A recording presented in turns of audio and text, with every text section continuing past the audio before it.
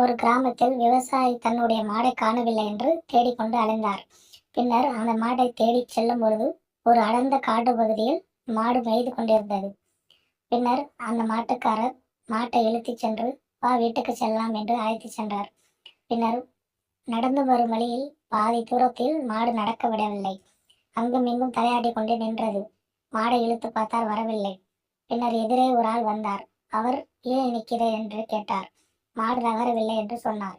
பின்னர் மாட்டை இழுத்து பார்த்தார், இருக்க முடியவில்லை. என்னால் முடியாது என்று சென்று விட்டார். பின்னர் ஒரு சிறு வயது பையன் ஸ்கூல் விட்டு வந்தான்.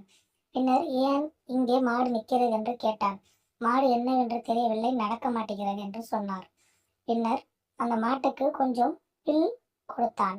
பில் கொடுத்ததும் மாடு தலையாட்டி கொண்டு சந்தோஷமாக இருவரும் கிராமத்துக்கு திரும்பி சென்றார்கள். பாசமுள்ள மாட்டுக்கு பாசத்தோட தான் நம்ம சொல்ல வேண்டும் என்று கூறினார். பின்னர் மூவரும் சந்தோஷமாக கிராமத்தில் சென்றனர்.